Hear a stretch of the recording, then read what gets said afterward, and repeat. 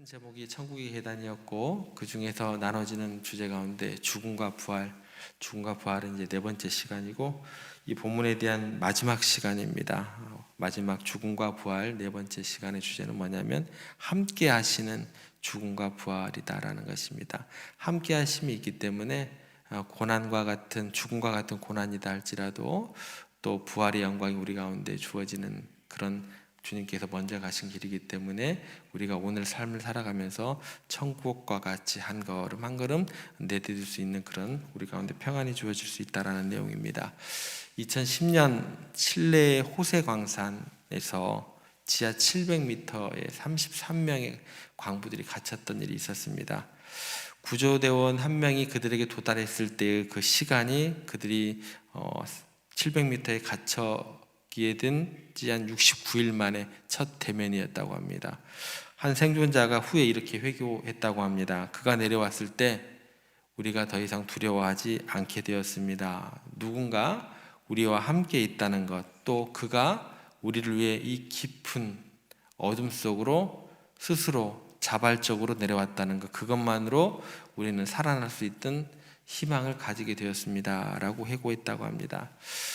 이런 경험들이 우리 가운데는 없죠. 그런데 비슷하게 좀 경험해 볼 만려 한다면 한밤중에 낯설고 어두운 길을 홀로 걷는 것, 이것은 뭐 이거와 비교를 할 바는 아니겠지만 조금은 두렵게 우리들에게 느껴지게 될 것입니다. 그런데 앞서가는 사람의 그 발자국 소리가 들리고 그가 내 길을 밝혀준다고 한다면 그 길은 마냥 두렵지만 않고 그렇게 무섭지만은 않은 길이 될 것이다라는 것입니다.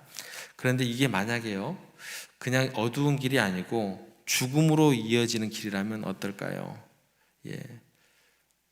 굉장히 두렵지 않은 사람이 없겠죠. 죽음의 문턱에 서게 되면 누구 하나 두렵지 않은 사람이 없게 됩니다. 왜 그토록 우리가 죽음을 두려워할 수밖에 없는가? 그 이유에 대해서 한 세 가지 정도가 있는 것 같아요. 첫 번째 이유는 뭐냐면 그 길이요, 한 번도 가보지 않은 길이기 때문이다 라는 것입니다. 그리고 두 번째, 죽음으로 가는 길은요, 돌아올 수 없는 일방통행이기 때문에 그런 것 같습니다. 그리고 마지막으로 그 이유는 혼자 가야만 하는 길이기 때문에 그런 것 같습니다. 어떻게 좀 맞는 이야기 같으신가요? 틀린 얘기는 아닌 것 같아요. 그런데 우리가 고난당할 때, 또 모욕당할 때, 또 우리가 그 죽음을 목전에 둘 때 우리에게 가장 큰 위로가 되는 것은 뭐냐면 나를 나보다 사랑하시는 주님께서 그 길을 먼저 가셨고 거기에서 또 기다리고 계시고 그 과정을 지나가는 모든 길들을 다 겪어보시기 때문에 나를 누구보다 잘 이해하고 계신다는 그 사실 하나가 우리에게 가장 큰 위로가 된다라는 것입니다. 예수님께서는 우리의 구원을 위해서 먼저 그 길을 가셨고 또 십자가의 죽음을 맛보셨고 무덤이라는 그 깊은 어둠을 통과하셨고 그리고 마침내 부활하심으로 말미암아서 우리에게 죽음의 길이 더 이상 낯설거나 외롭지 않게 하셨다라는 것입니다. 그래서 나홀로 가는 길이 되지 않게 하셨다라는 거예요. 누군가가 먼저 나보다 앞서서 그 길을 갔고 그리고 그 길의 결국이 승리했다는 것을 안다고 한다면 그 길을 가는 것은 우리 가운데 조금은 두려움을 떨치고 용기 내어 나아갈 수 있는 그런 근거가 될 수 있다는 것입니다. 그래서 더 이상 죽음은요, 우리에게 미지의 공포로만 남아있는 그런 영역은 아닐 수 있다는 것이 됩니다. 왜냐하면 우리보다 먼저 가신 분이 계시기 때문이다라는 거예요. 그리고 그분이 승리하신 분이시기 때문에 예수님께서는 우리에게 소망이 되시는 분이다라는 것입니다. 그리고 결코 홀로 가는 길이 아니고 우리는 주님과 함께 가는 것이다라는 거예요. 이것이 뭐냐면 함께 하시는 죽음과 부활의 의미가 되는 것입니다. 여러분들 에버랜드나 이런 데 가시면 놀이기구를 보면 막 정신없이 막 돌잖아요. 그리고 막 극경사를 확 떨어지기도 하고 그거 보면은 여러분 타고 싶으세요? 무섭다고 느낄 만도 하잖아요. 저도 요즘에 가면 못 하겠더라고. 예전에는 안 그랬는데 요즘에는 그냥 막 현기증이 날 것 같고 어지러지할 것 같고 그러더라고요. 그런데 그 기구를 처음 만들어서 처음 타는 사람은 어떨까요? 그런 생각을 한번 해보게 됐어요. 한 번도 테스트를 안 한 놀이기구를 이제 만들어서 타면서 낭떠러지 같은 데 떨어지게 되고 거꾸로 매달리고 그랬을 때 처음 타는 사람은 어땠을까? 그 공포감이라는 건 이루 말할 수 없지 않았을까? 그런 생각을 하게 됩니다. 그런데 그 이후에 만들어진 그 놀이기구를 보고 우리가 거기에 갔을 때 뭐 청룡열차 같은 걸 보면 막 거꾸로 매달리고 막 도를 가고 막 이렇게 막 급경사 90도로 떨어지고 이런데도 사람들이 그 앞에 줄을 지어 서 있어요. 빼곡하게 줄을 지어 서 있고, 그런데 그 사람들이 마음 가운데는 타기 전에는 겁은 나겠죠.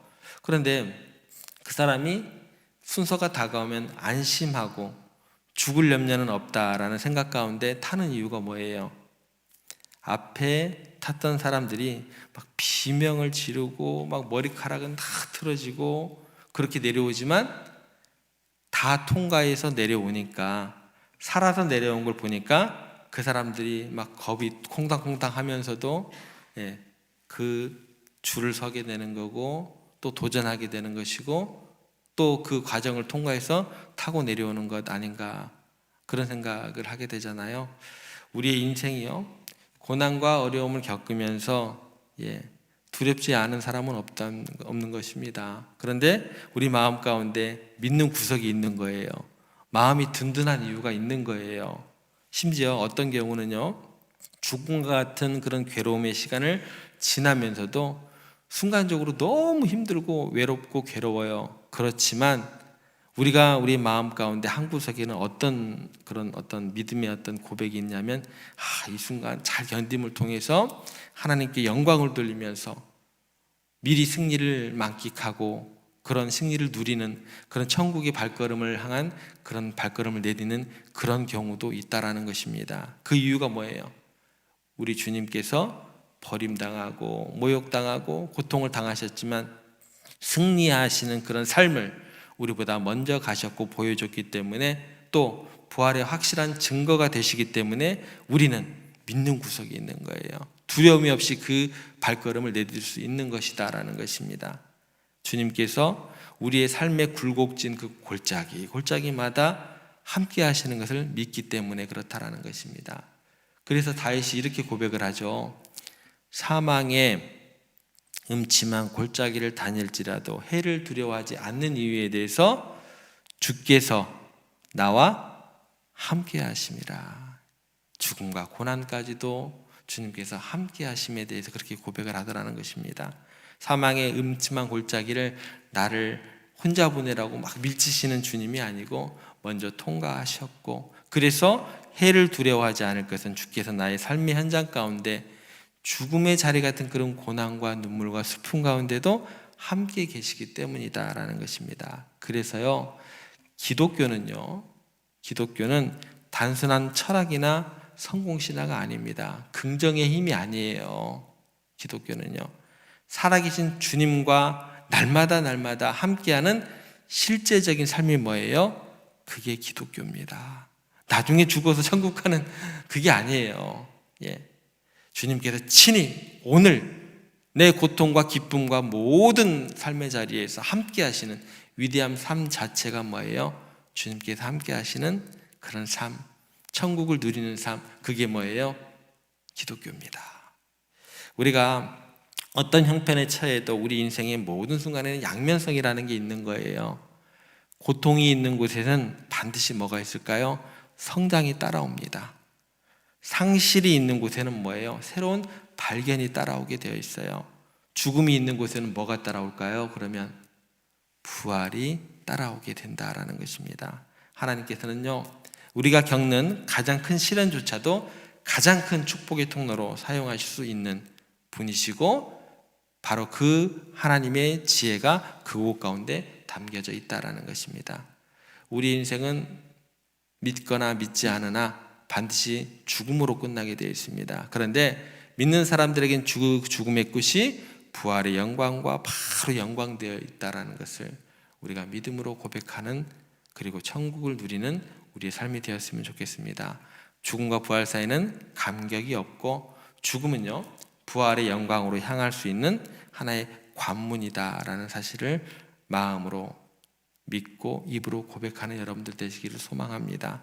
그래서 영원이라는 관점에서 보면 어떠한 고난을 당하느냐, 그리고 또 우리가 언제 죽느냐, 그러니까 고난과 죽음 자체가 그렇게 중요한 내용이 될 수 없다라는 것입니다.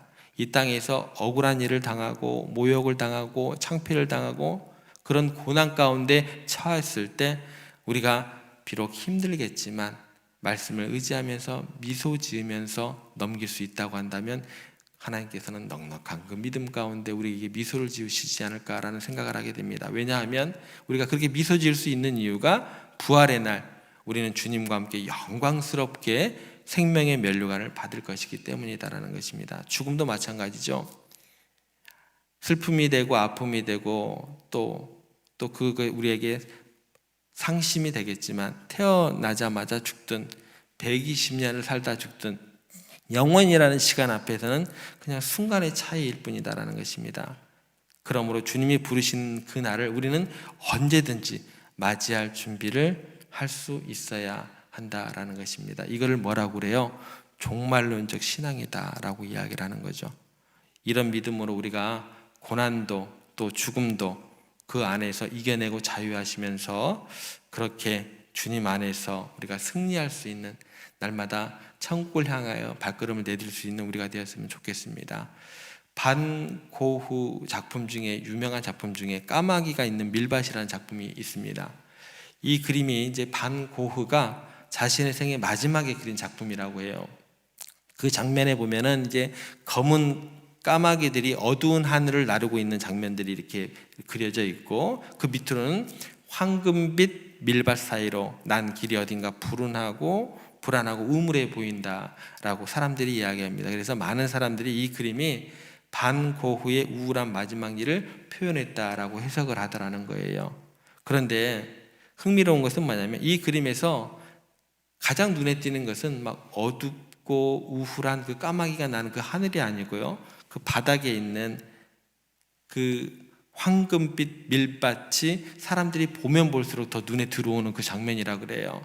그러니까 어두운 하늘과 불길한 까마귀 사이에서도 밀밭이 하나님의 영광을 마치 드러내는 듯이 빛나고 있는 그런 그림으로 사람들에게 보면 볼수록 느껴지게 되더라는 거예요. 죽음을 앞둔 순간에도 반고흐는 이처럼 생명의 아름다움을 그려냈다라고 해석하는 사람도 많게 됩니다. 이것이 바로 우리의 신앙인의 해석이 되어야 될 것이고 신앙의 진정한 모습이 되어야지 않을까라는 생각을 하게 됩니다. 예수님께서 이렇게 말씀하셨습니다. 한 알의 밀이 땅에 떨어져 죽지 아니하면 한 알 그대로 있고 죽으면 많은 열매를 맺느니라. 이 말씀을 듣고 반고흐가 혹시 그 밀밭, 황금빛 밀밭을 그렇게 그린 것은 아닌지 저 혼자만의 상상입니다. 해석이 아니에요. 저 혼자만의 생각입니다. 우리 주님께서 그 말씀대로 하나의 밀알이 되어서 스스로 죽음 속에 생명의 씨앗을 심어 놓으심으로 우리에게 부활의 소망을 허락하셨다라는 것입니다. 그리고 그분의 죽음은 결코 헛되지 않고 그분의 부활은 결코 흔들리지 않는 확실한 승리가 되셨다라는 거예요.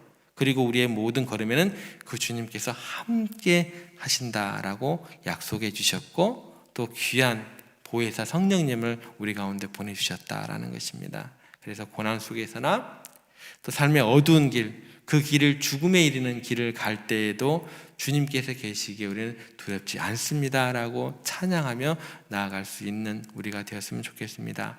마치 반고흐의 밀밭처럼 우리의 삶이 때로는 어둡고 불안한 하늘과 같을 수 있어요. 그리고 죽음의 그림자가 같은 그런 까마귀가 우리의 머리 위를 맴돌 수도 있다라는 것입니다. 그런데 주님께서 먼저 그 길을 가셨기에 우리가 혼자가 아니라는 것을 생각하시면서 우리의 모든 고난과 그 죽음과 같은 이르는 그 길 가운데서 부활이 영광이 기르고 있다는 것을 믿으시고 우리는 하나님께 영광을 드러내는 그런 황금빛 밀밭과 같은 존재가 되면 좋겠습니다. 까마귀하고 우울한 그 하늘 쳐다보지 마시고 황금빛 밀밭을 바라보시면서 하나님께 영광을 돌려드리는 우리가 되었으면 좋겠습니다. 우리의 삶과 죽음을 통해서 하나님의 놀라운 은혜를 나타내는 거룩한 증인들 되시기를 소망해 봅니다. 오늘도 주님께서 허락하신 부활의 영광을 천국과 같은 그 곳을 향하여 한 걸음 한 걸음 내디디시면서 정말 이 땅에서 하나님 나라의 증인으로서 그렇게 믿음 가운데 거하시면서 아름답게 오늘 하루를 살아내시는 여러분들 되시기를 주님의 이름으로 부탁을 드립니다.